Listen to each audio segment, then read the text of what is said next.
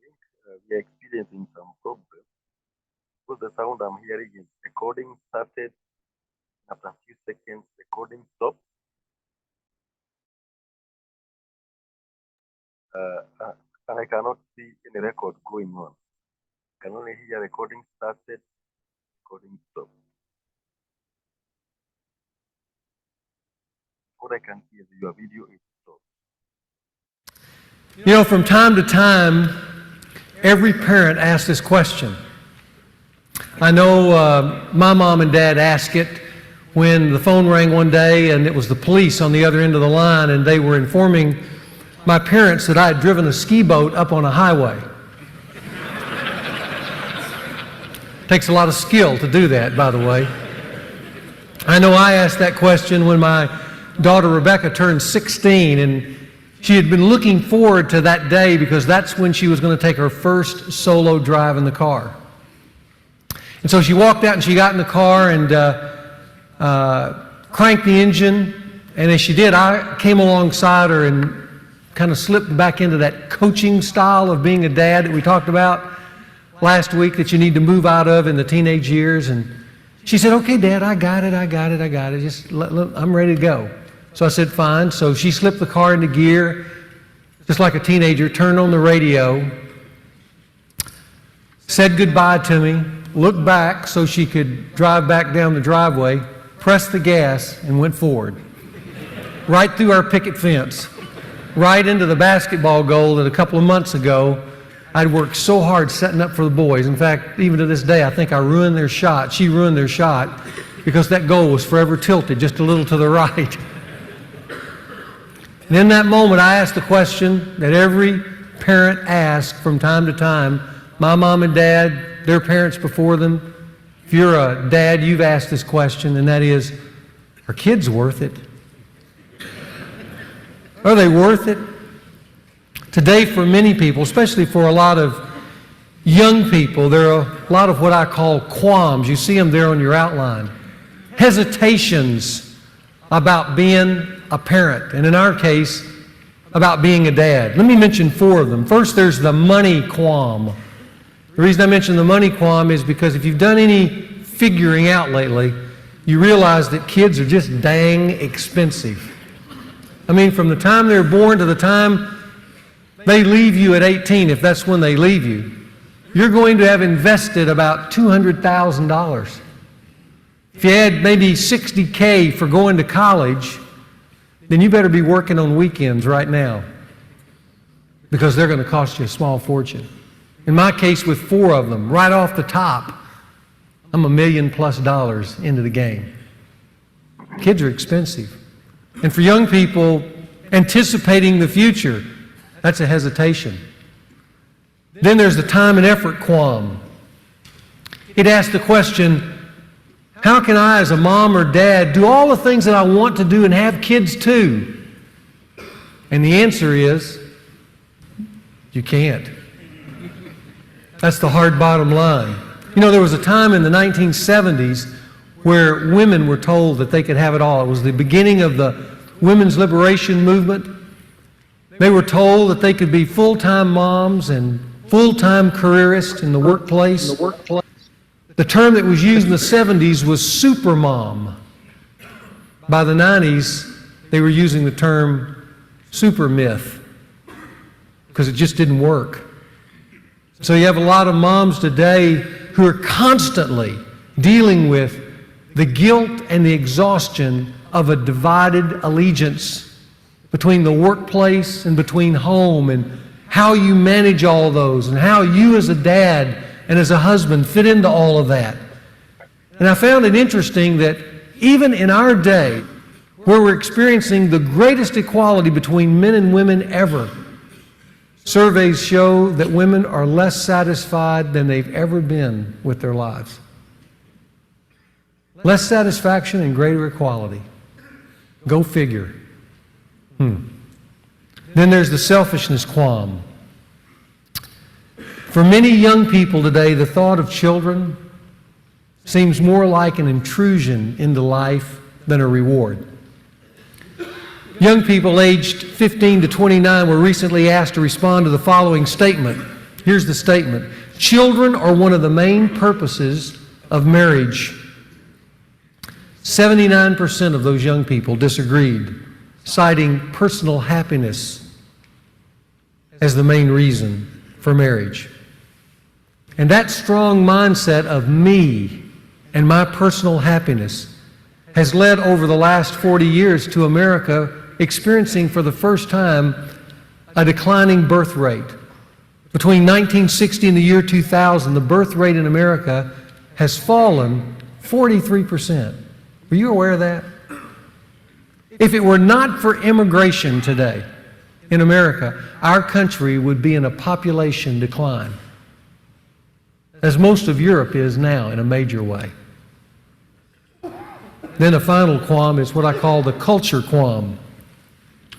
Some couples, and maybe you're one of these, look at our world, the violence, the excesses, the moral pollution, the drugs, the unwholesome peer pressure, and conclude, who would want to raise a kid in this world? In fact, a lot of parents who have kids sometimes struggle with that. When asked which is harder to raise kids today or provide financially for them, even though we've looked at the finances, 65% of all parents say, raising a good kid is much harder because of the world in which they're growing up in. Those are the qualms that people feel, especially young people, when they ask the question, are kids worth it? It's a good question, isn't it? And I want you to know the best way to answer that question is not looking at the fears on the front end, but actually going to the participants, people like you and me who have children, and asking them, are kids worth it?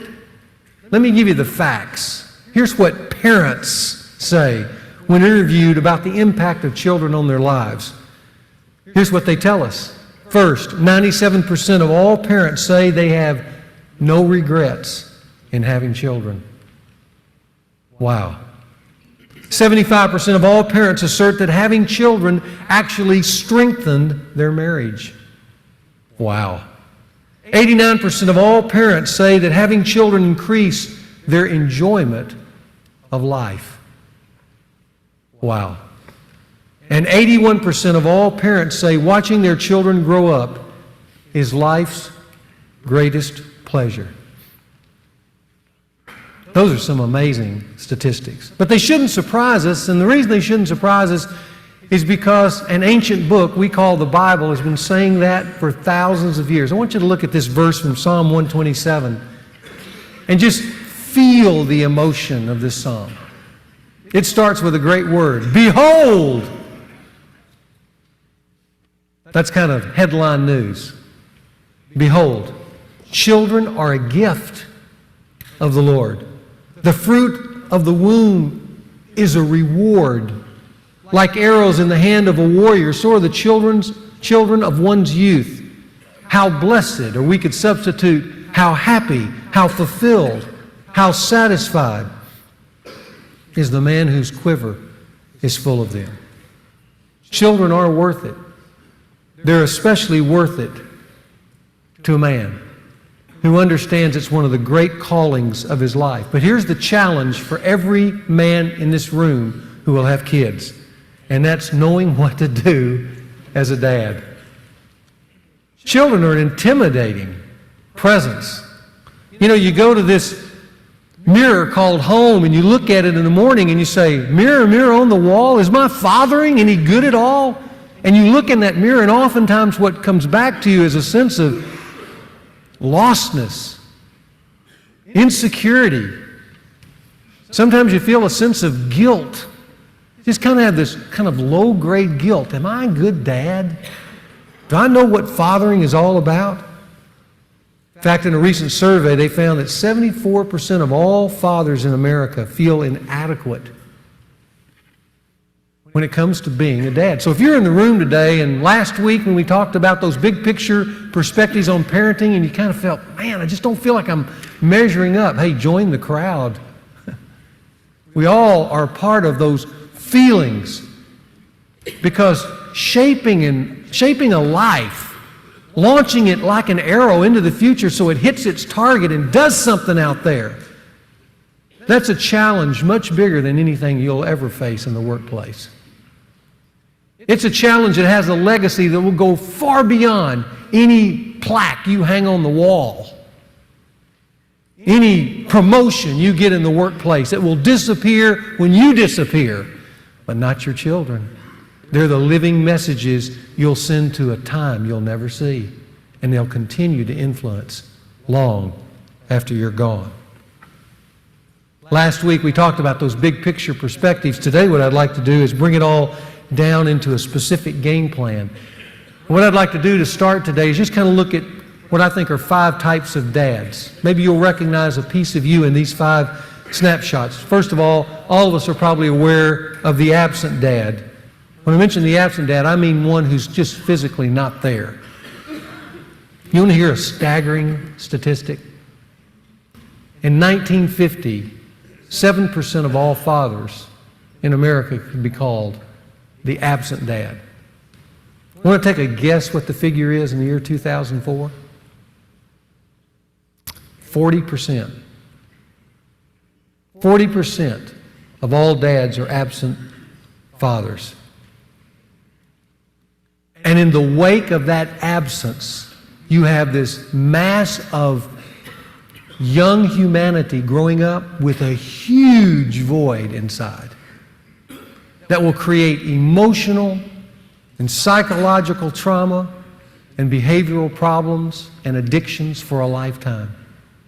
That's what we're unleashing on our country today. The absent dad is responsible for that. Then kind of close to him is what I call the distant dad. This is the dad who's home, but the kids don't feel it. He has this uncanny ability, the distant dad, to be around and invisible at the same time. Do you have a home like that? That's the home I grew up in, with the distant dad. My brothers and I saw him for 18 years. He was around every day, and yet at the same time, he just simply dissolved in the home. He disappeared. He was there. We could touch him. We just couldn't feel him. We didn't feel his heart. We didn't feel his life. We didn't feel his beliefs. I never heard my dad's beliefs, his understandings about what life was all about, his wisdom. And I don't think it was because he didn't have any. He did. It's just he never found the golden key to unlock his heart and open his life and let 3 young sons who desperately needed to connect with him connect. He was there, and he wasn't. That's the distant dad. Then there's the demanding dad, the one who makes contact with his children, but his way of making contact is mainly through directives, through orders, through control, through power. He's the authoritarian dad that we talked about last week. Remember on that graph? That's how he connects, through rulership. And it's so easy for a man to become this kind of father, but as we saw last week, it's so easy to unleash harmful and lasting consequences on children because, as we learned, that's one of the worst forms of parenting. But it's so easy to drift into the authoritarian, isn't it? Then there's the involved, but what I call visionless dad. This, to me, is the best of the dads so far, and I might add, it is a very positive and growing trend in our world today, and even in our community. There are a lot of dads who are getting involved in their families in new and exciting ways. This is the dad who invests in his children, expresses love to them, participates in their activities, helps them succeed, spends time with them. He does a lot of good things. He's an involved dad. But he comes up short in one major aspect, and that's this. He's a dad who's around and involved, but he fails to deliver a vision for life.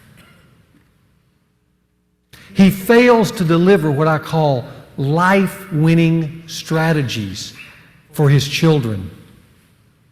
He kind of goes with the flow. He rocks along and responds, and that's good. But he never takes a more proactive step in teaching his children things like what values you view life through. What are the things you can really count on in life? How do you become a man, and how do I know I become a man? And would you help me become a man?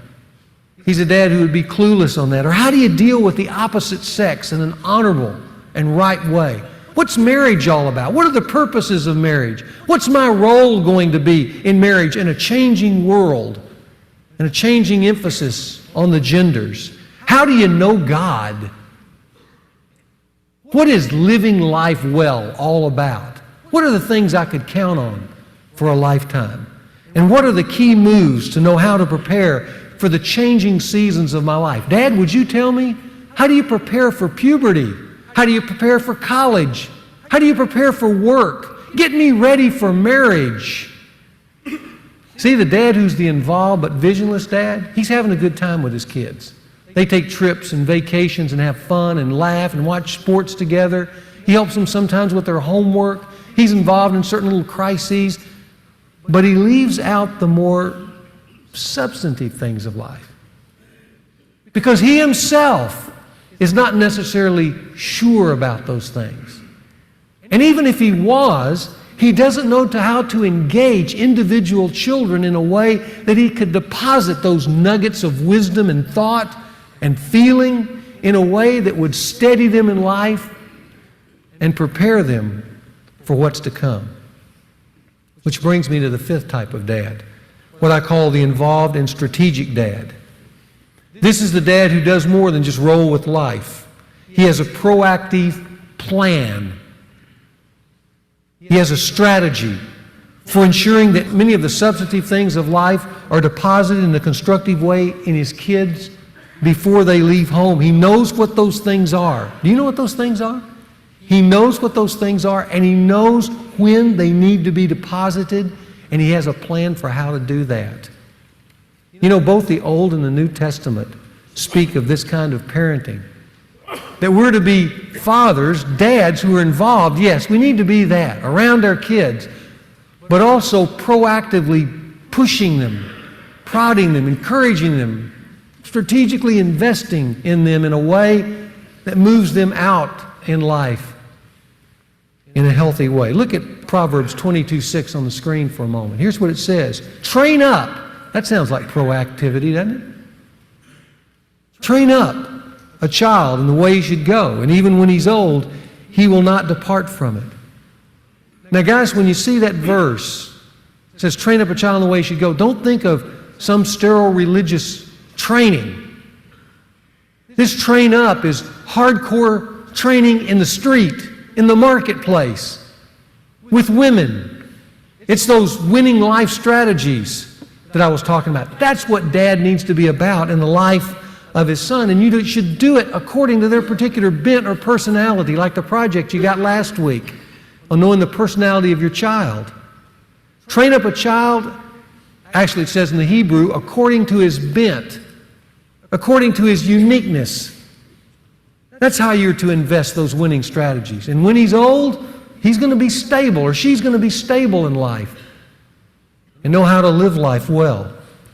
The New Testament says the same thing. Look at Ephesians 6:4. It says, fathers, do not provoke your children to anger, but bring them up. That sounds proactive, doesn't it?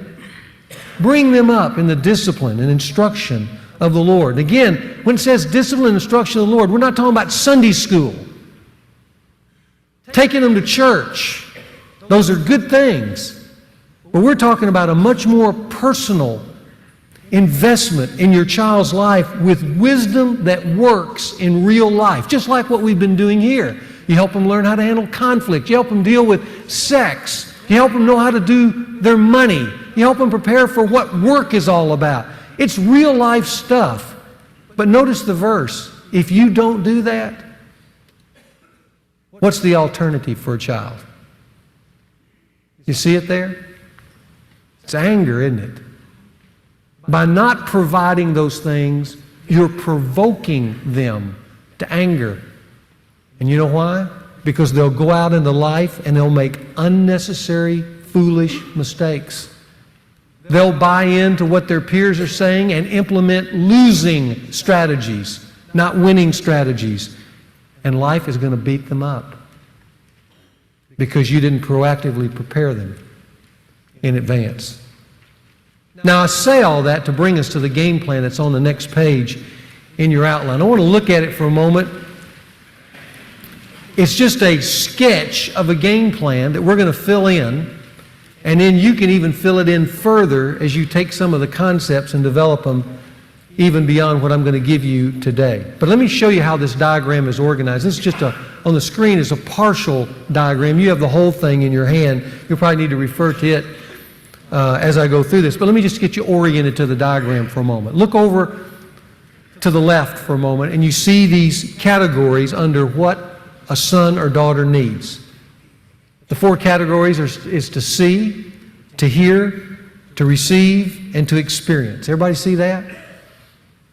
Those, I believe, are the four categories of strategic fatherhood. Every son or daughter needs to see certain things, hear certain things, receive certain things from you, and experience certain things with you. And we're going to fill out the elements under each of those categories in a moment. Next, notice the numbers across the top. You see it in black? They start with 1 and they go all the way to 21. Those numbers represent individual years, all the way to 21. I'm using 21 to represent the years that a child, son or daughter, is going to be under your care. Then you see on your diagram all these stars and dots. See them there? And then below, I kind of give you a key to what those stars and dots mean. The stars represent items that in a particular year are going to be especially important that you make sure you do. The dots there are years where there's a special opportunity for you to do something with your son or with your daughter. So to give you an example, before we fill this in, just look under year 7 for a moment. If you look at year 7, just go down the column, because that represents that year in your child's life. And what you should see there are 2 stars. One, that they are going to need to see something, and one that they're going to need to hear something in that year from you that's especially important. If you look down that column, you'll also see 3 dots. 2 under what they need to receive from you, and 1 under what they need to experience from you. Now here's how the diagram works before I fill it out for you in just a moment. You're a dad. You're wanting to be a strategic dad, and your child is 7 years old. You pull out your game plan. And under your game plan in that year 7 with your child, what you're going to see are 5 things that I need to do with that child this year in order to be a proactive, strategic dad. Everybody understand that? Okay, let's fill out the diagram real quickly, and then you'll see how it works. First, let's just fill out the things that a child needs to see from you during the years they are under your charge. 3 things. First thing they need to see, it's what we've been talking about for weeks here, they need to see dad loving mom. And if you'll notice, there's stars in every year from 1 to 21. That's because the greatest gift you will ever give your child is loving your wife. Because when you love your wife well, you teach your children 2 things. You teach your children that love is real and possible as a concept. And then you also teach your children how love really works. Those are 2 of the greatest gifts you can ever give a child. Because when they go out into life, the 2 things they need to know that are foundational to their happiness is love is real. Did you know a lot of kids today don't believe love is real? They know sex is real. They can hook up, but they don't know how to be intimate. And part of the reason they don't know how to be intimate is because they're not sure real intimacy exists. Because back in their little incubator called home, it didn't work. But the 2 people they admired the most, it didn't work. And so they don't believe that love is real. The reason we've been discussing the last 8 weeks, the relationship between a man and a woman, and for us as dads, our wives, is not just to make our relationship better. That's one of the reasons. But the other reason is so that we can empower our children to believe love is real. It's one of the greatest gifts you can give. And every year, from the time they are born to the time they leave home, they need to see how it's real and how it works. That's being a proactive dad. But you're going to have to take those proactive strategies we've taught for 8 weeks and make them work in front of your kids. Secondly, son or daughter needs to see dad's character. Dad's character. Proverbs 20, verse 7 says this, "A man who walks in his integrity, how blessed are his children after him." Wow. A man's character gives his children an inner stability that they can draw on for a lifetime. Just seeing dad do things, how he responds to things, they're drinking that in, and that becomes a grid through which they see life. And if it's a strong grid, they draw off of it forever. My friend Lee Burrell wrote this about his dad. "I have many rich memories of doing things with my dad, fun things, challenging things, quiet things, tedious things. But most of all, I remember my dad's character. His life taught me to appreciate people, to never take them for granted, to reach out to those less fortunate than ourselves, to refuse bigotry. He modeled not quitting to me and the value of hard work. He displayed a great deal of patience with me and trust in me. He encouraged me to do my best while he did the best he could." And then he writes these words, "So when I reflect upon my childhood and adolescence with my dad, there is much that is pleasant and good that rests there." Isn't that a great line? You have a flashback to dad when you're making a business decision, and there is much good that rests there. You're with a woman on a date, and you have a flashback to dad, and there's much good that rests there, and you draw upon that as a winning strategy for life. Notice the stars for dad's character are under ages 10 through 18. You see it there? That's when the stars start. Now, character is always important.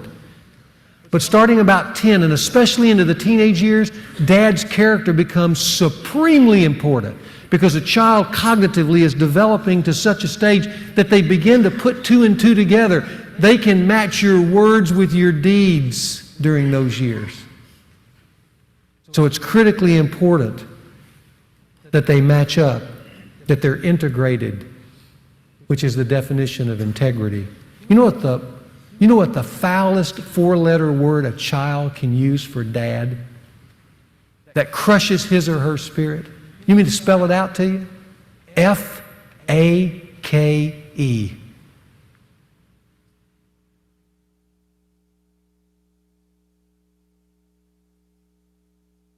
And I can tell you a lot of men in business suits who will weep with me when they reflect back on the dad that they thought was their hero.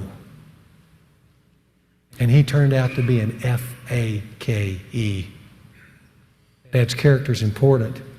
Every child needs to see also dad's heart. Dad's heart, especially, notice, starting in year 13. Because in year 13, again, they start growing up, and you can be more than just dad. From 13 on, you become human to your son or daughter. And because you're now becoming human, they can see that you got clay feet just like everybody else. You can help them understand that by sharing your feelings and your dreams and your hopes and your regrets and your fears and your doubts. And over those years, if you do that, if you let them into your heart, you know what develops? You become more than just a dad to your son or daughter. You start becoming their friend. And if during those years you become their friend, especially starting about 13, by the time they're 21 or 25 or 27, they'll call you up on the phone one day and just want to hang out with their buddy.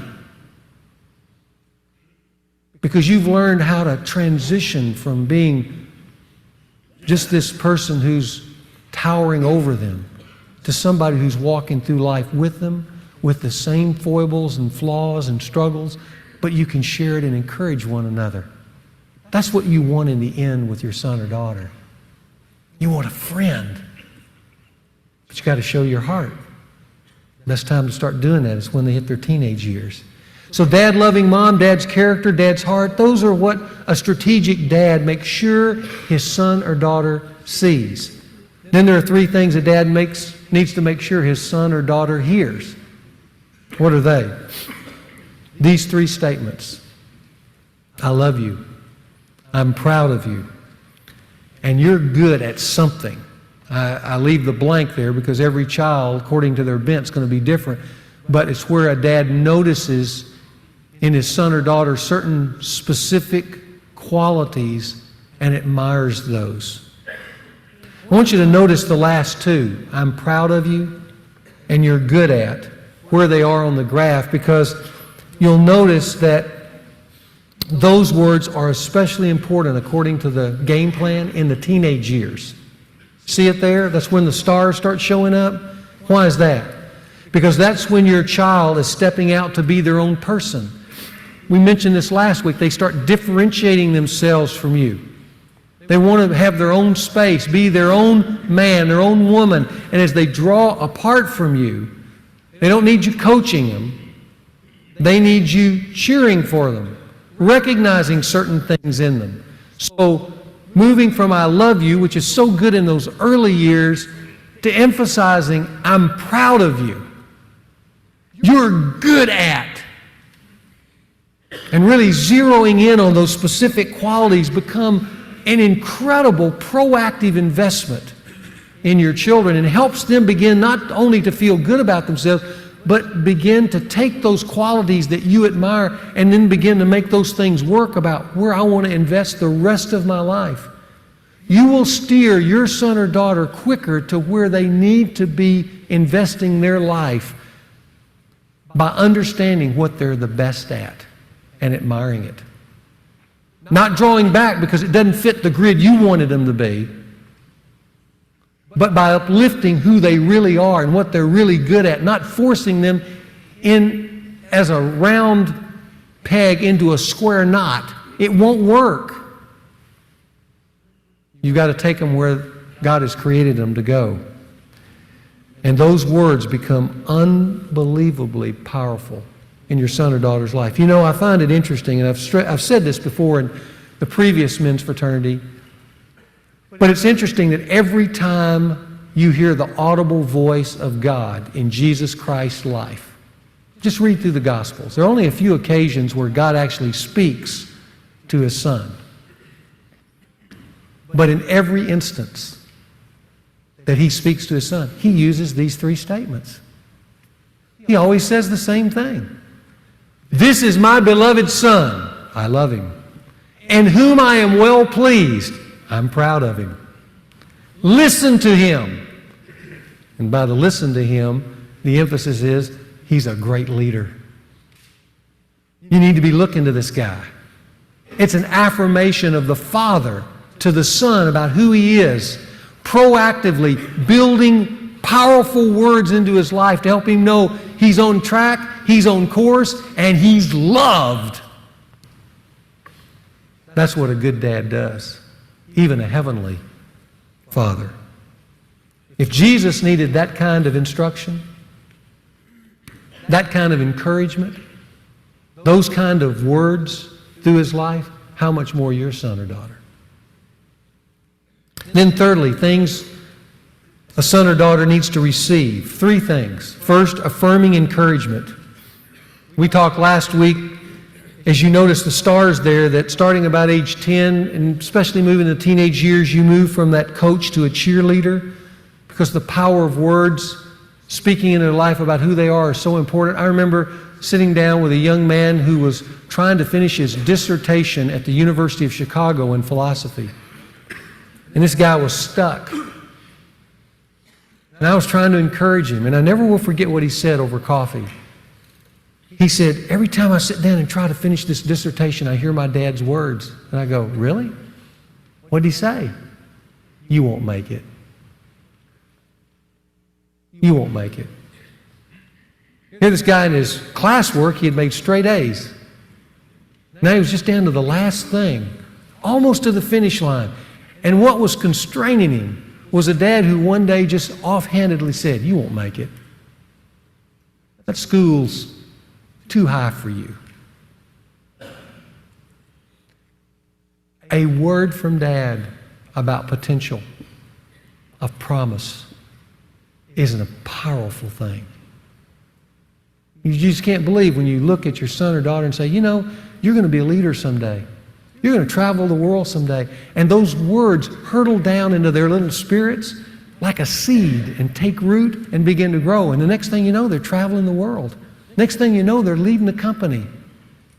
Where did they hear that? From a proactive dad who had a game plan, and he was saying, you know, when they start hitting these years, they need affirming words of encouragement. And regardless of how they look at a particular time, when they're 14 or 16, they've wrecked the car, they've done something wrong, I'm going to just keep pouring in those words of encouragement, not words of criticism, not the two things they did wrong, but the things that they have done right and the potential that they obviously possess. Then they need life instruction. Life instruction. Now just look at your diagram for a moment, and we'll go across this, because you see these dots, these places where there's special opportunities, but when they hit about 7 or 8, they can begin to hear things about certain virtues, like loyalty or dependability or cleanliness or things like that. And you as a dad need to be thinking each year, what's a virtue I'm going to build into my son or daughter's life? I mean, when our kids were young, one of the things that we instituted was, you know, if you're going to go to school, you have to have your room cleaned. Now, they were 8 or 9, and they'd get up and they'd run down, the room would be dirty and stuff. We'd go, no. You know, as a contributing member of this household, sorry, you're going to be late for school, but you got to go clean your room. Well, what did that do? That helped them understand that there's just some basic little responsibilities they have. You know, getting to something on time in those early years, those are things that are very, very important. And you can teach them why and explain to them why in the fabric of life, not some instruction that you give sitting around a table that's sterile. It's right there in the midst of real-time living. Those things are real important. And a proactive dad's thinking every year in those early years, what's a virtue, what's a life skill I need to be building into my son or daughter? Notice when they hit 12, it's got their preparing for adolescence. You know, they're about to shift into a major new life stage called, you know, the teenage years. And their bodies are going to change, their voice is going to change, hair is going to grow, they're going to look different, feel different. It's a scary time. Who's going to hold their hand to walk over that bridge? A proactive dad is. I remember when each of my kids turned 12, my wife and I, the first thing we did was we invested in them getting up every morning over about a 6 to 8 week period of time, just individual, dad on sons, mom on daughters. When they would be going through that time, we'd go out and have a fun time, have a little breakfast, sit around and listen to a tape by Dr. James Dobson on preparing for adolescence, talking about emotions, talking about peer pressure. And then we'd have a discussion, talk about sex. Never forget, I had that time that morning with my son on sex, and that night he came out into my bedroom and got on the bed and said, can I talk to you some more about this? He was still innocent enough he could just lay it all out. And I was proactive enough I could give it all back.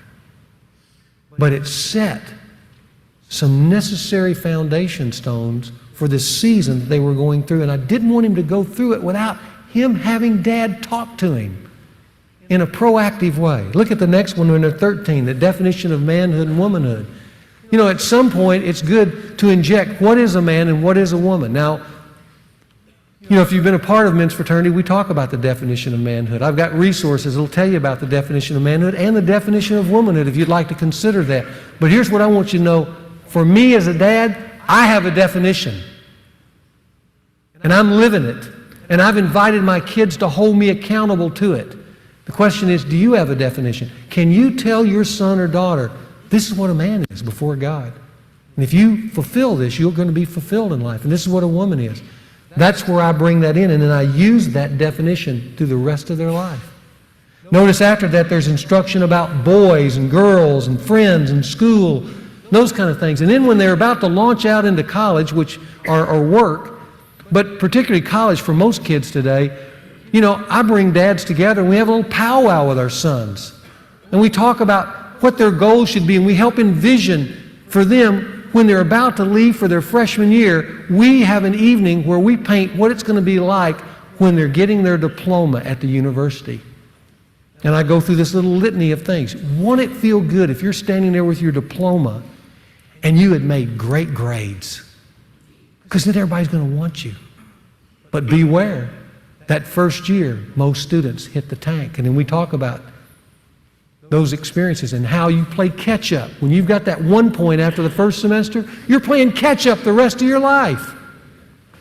But you go to college and you start with a 3.5 or a 3.4 or whatever because you really invested, didn't listen to the crowd, and then you begin to build on that foundation stone, and then you're standing there at graduation with companies wanting you.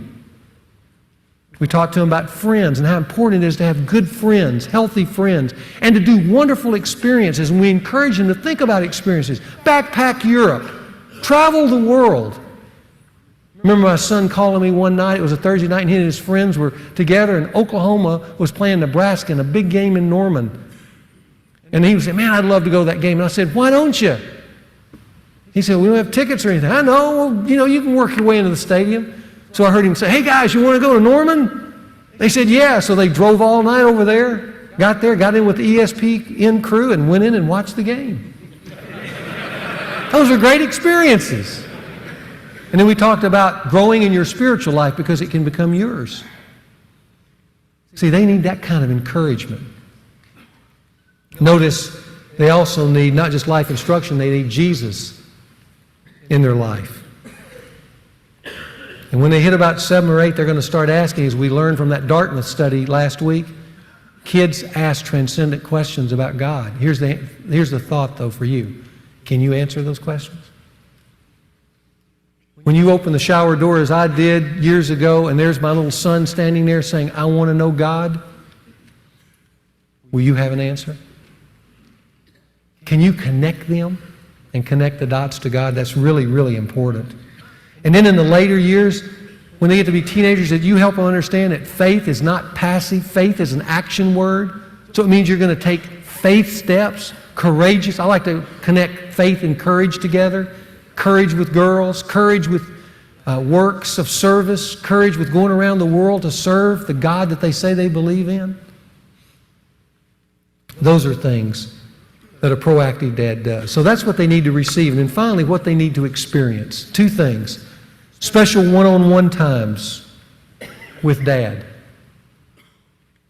One of the things I was told early as a young man, date your daughters. And I did that all through my life. When they were under my care, I'd take each individual daughter out on a date. And we just talk about life. And we got to be good friends. And we talked about deep issues in those dates. Notice as they get into the teenage years, you have a star and a dot because those become real special opportunities to invest in great memories with your kids. And let me tell you, I have great memories because I thought that through. Remember when I had the opportunity to go to China. Instead of taking an honorarium that somebody wanted to give me to come speak over there, I expended all that to take my daughter Elizabeth with me. One of the great memories that I have that sits there in a picture is us standing on the Great Wall together. Or my sons last year flying in a little biplane in Alaska. Just us, 8 days in the wilderness. Those build these great memories that your sons and daughters can look back on. But the time to do it is in those teenage years when they can appreciate being next to Dad in this almost friendship, deep friendship kind of experience. That's what I mean by special one-on-one times. Don't let your kids leave home without them. There need to be a multitude of those things in their lives. I love what Mason said to me one day when I took him out of school and we went fishing. We were in his truck, we were driving back, windows were rolled down, we were having a Slurpee, and he looked over at me and he said, Dad, it doesn't get any better than this. And I thought, it really doesn't. Because the one memory I have of my dad that is so positive is the one day he took me out of school and we went fishing together. And it stands tall in my memory because it was just me and Dad together. And then lastly, notice on there, manhood ceremonies. And I've listed 4 there for you.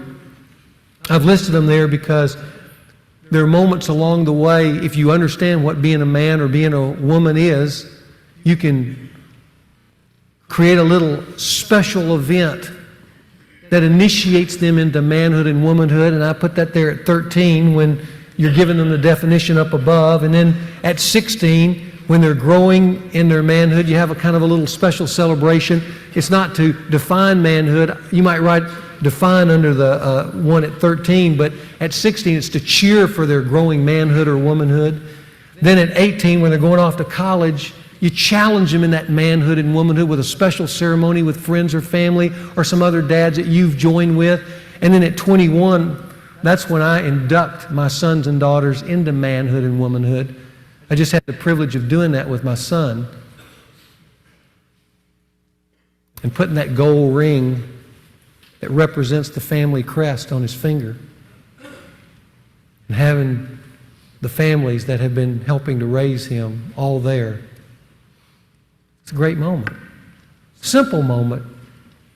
But I remember my son telling me the next day, he said, man, I couldn't even go to sleep last night. I kept thinking of the things you said because I gave him this big portrait of his days of playing football and with a poem that I wrote for him around this ceremony.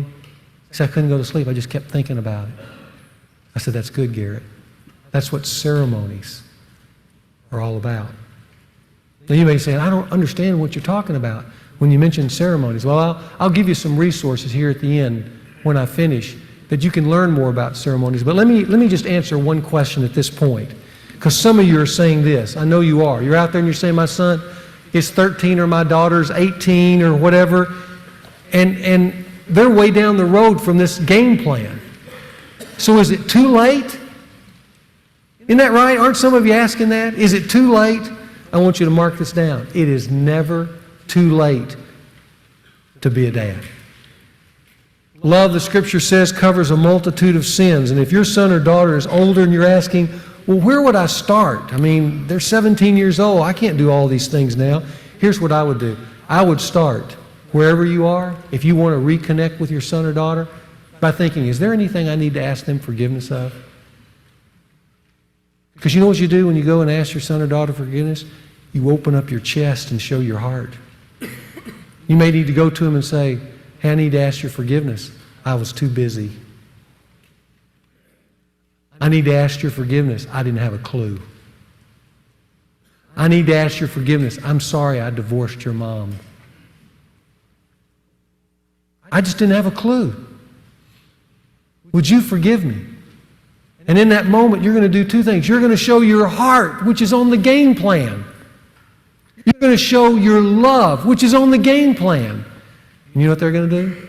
They're going to give you forgiveness because every son or daughter wants to reconnect with Dad.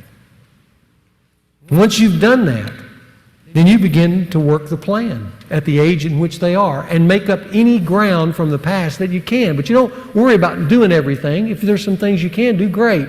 But you just start working the plan. And I believe if you do that, what's going to happen is you're going to create a new connection with your son or daughter, even if they're 30 years old. But the one thing I would never say is it's too late to be a dad. It's never too late. Now, as I close, let me give you 3 resources. They're listed there for you. And these would just help flesh out, because I know all of you have got questions. Well, I don't know what a definition of manhood is and things like that. I don't know how to do a ceremony. To help flesh this out, but you're going to have to flesh it out the most. To help you flesh it out, 3 resources for you that I've done. One is the New Eve. You see it there.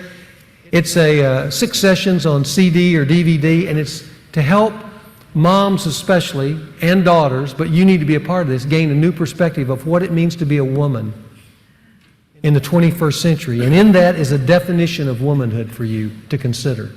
Secondly is the book that I wrote, Raising a Modern Day Knight, with focus on the family. That book focuses on a father's role, kind of goes more in depth to the things we're saying, but I think it's a helpful book. But what's specifically helpful for this session is there's a definition of manhood in that book, and there's a number of ceremonies that are illustrated there that you can draw ideas from. And then lastly, there is the Raising a Modern Day Knight video series that I've done with Dennis Rainey, where dads get together with other dads, 6 or 7 dads get together and go through this 6-part series together of specific ways to start investing in their sons now. And rather than tell you more of it, let's just stop for a moment and watch just a brief portion so you can get an idea of what it feels like in doing this video series together as dads. Let's watch.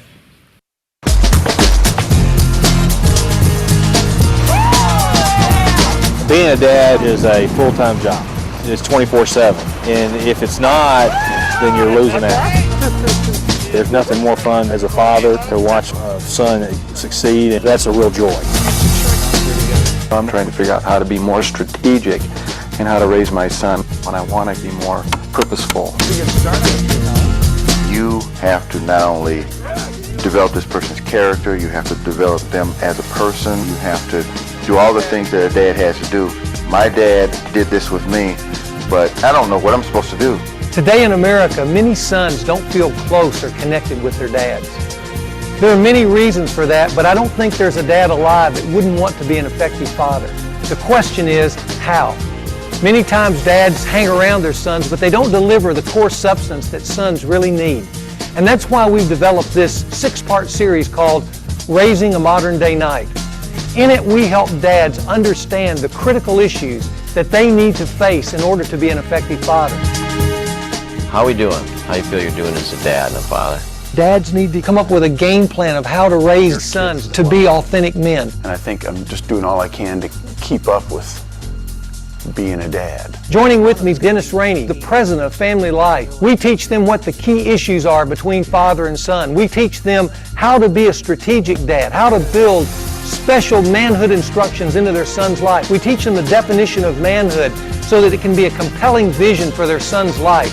We give them an overall fatherhood game plan so they can track their son year to year to do special moments with their son, provide special instruction, do special ceremonies, and at the end, call their son with the company of other men into this great adventure called Authentic Manhood. I believe this series will revolutionize your fatherhood. I want to encourage you to get some other men and join together to watch this 6-part video series where you will be able not only to become a more effective father on your own, but to be able to reach into the heart of your son and call him up into a vibrant, healthy masculinity, and best of all, a noble manhood.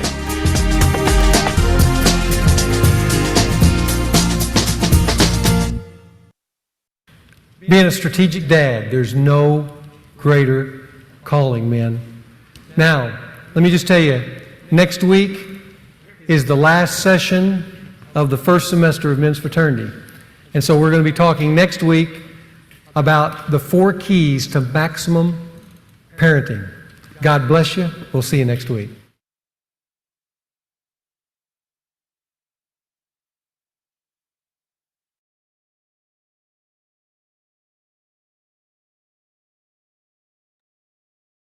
Guys, can you hear me? Can you talk to me? Let me hear whether you can hear me. Yeah, I can hear you from my side. You're talking, Pastor Henry? Yes, this is me. All right. I really apologize. We lost sound. Don't worry. What to do, I'll just say a few things and then close. First of all, I want to introduce a friend of mine who just joined me. His name is Mike. Mike actually has known me for a long time, actually for 35 years. Mike met his wife when he came to attend my wedding in 1980. He has been a friend all these years. Mike, can you say hi? Hi, everybody. I know maybe we cannot hear each other, but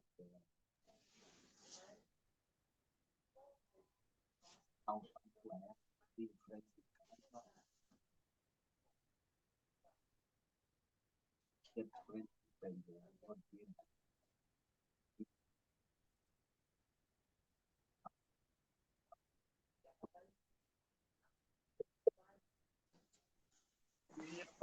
somebody came to join. I think he came to the reception of my wedding at a place called Kandani. Wedded in Githunguri, Kiambu, traveled for reception to Kandani, the primary school where I was educated, and Mike came there to hear with. They came also, and they know one another. Somehow God's plan was there, it happened.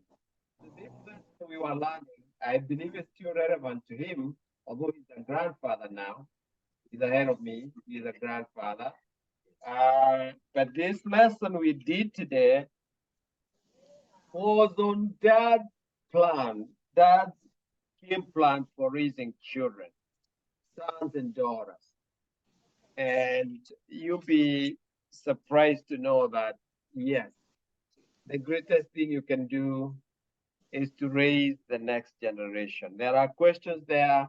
I'm sorry we cannot discuss them because you're not hearing me, but there are questions on page 58.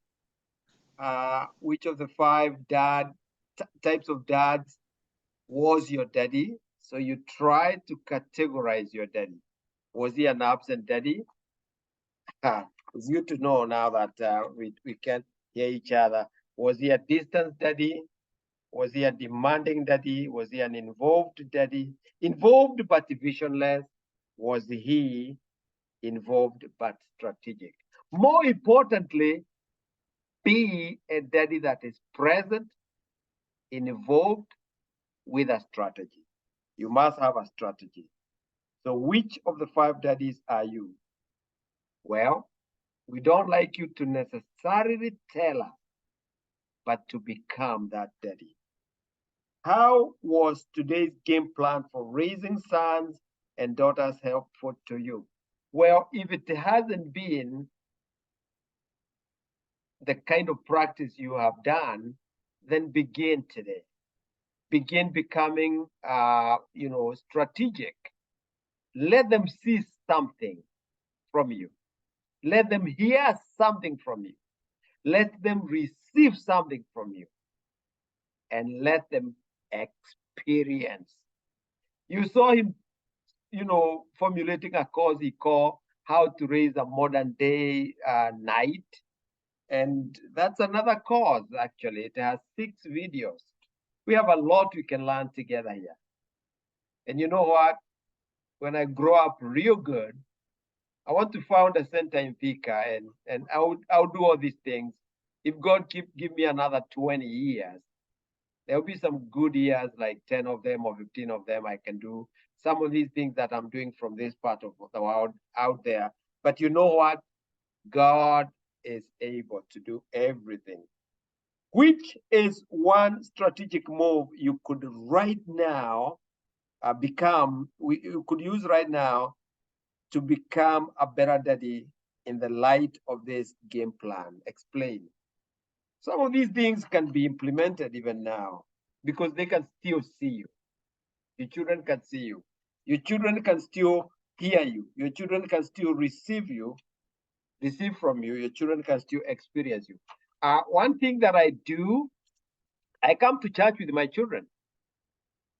Today's lesson that I was teaching as a pastor is how to become a vessel of honor. So if there is anything I want children to do, I want them to hear God. And I want them to discover their place in ministry and in life. I'm not trying necessarily to get them to join ministry, but I want them to really discover themselves and for them not to say they lost the way. I don't want to be distant. I want to be present and strategic. Number 4, what is one strategic move you could put on your worksheet? There is a place where we have 10 key moves. Find out which one you could strategically place there on page 13 for the future. And finally, what did you hear today that impacted you most? Explain. That's a question that you would have really answered. Guess what? It doesn't matter. We will have other opportunities. I'll correct this gadget, and we will be able to experience one another. So we are back now. I traveled in Kenya. I had only 5 days in the country because I left here on the 15th, arrived not on the 16th, but on the 17th. My plane was delayed somewhere in Paris. So I arrived Tuesday morning. We had a Friday on, we had a wedding on Friday, which is Mashujaa Day. I did not even go to inspect some of my projects because one of my brothers never came to the wedding. So I went to Kayole to look for him on Saturday morning. Then I had dinner with my in-laws in Githunguri. Sunday morning, we were on the aircraft flying back. Very short trip. I did not even call anyone. And some people wanted really for me to interact with them. But anyway, there will be other opportunities. So we are back. Today is November 5th. So 2 weeks from now, not next week, but the other week. Look at your calendars. We'll be back. Now, something happened. I want to apologize. The clock changed last night. So at 2 a.m., the clock shifted an hour back. You know what that meant? That you guys, yesterday you were 7 hours ahead of us. Today, you were 8 hours ahead.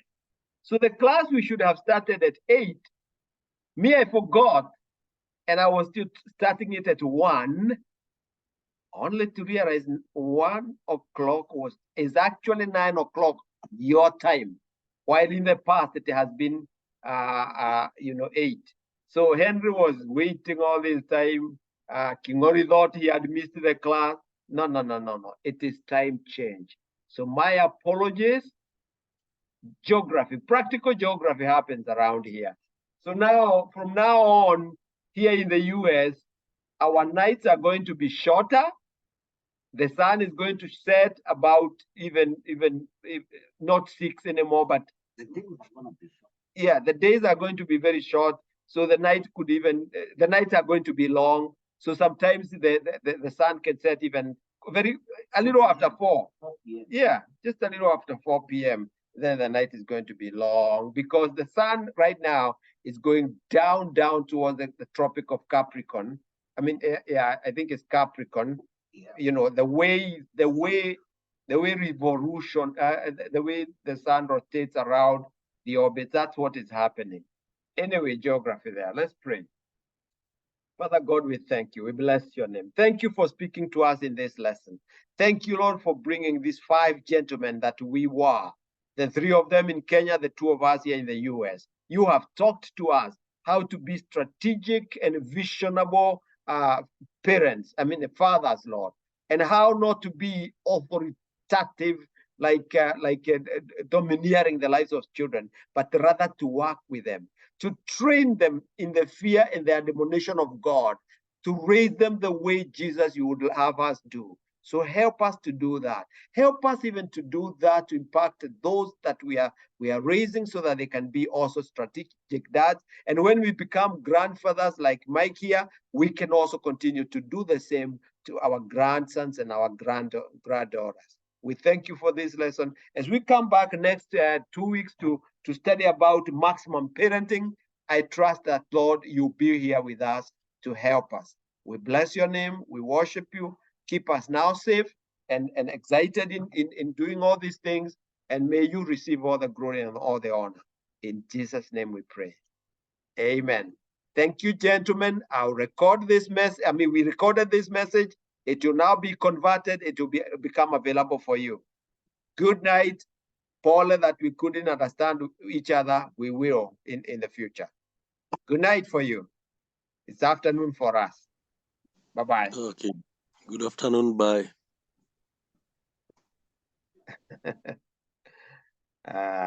You're saying something, Henry. We can't hear you. All right. I'll close the video now. And may God be with you. Thank you. Thank you, Mwangi. Asante. We will end it here.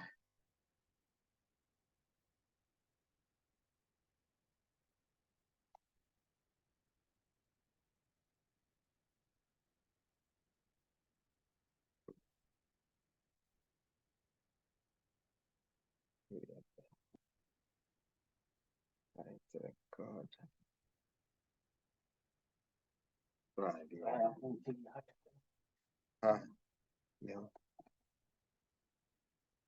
Yeah. Yeah. What is going on?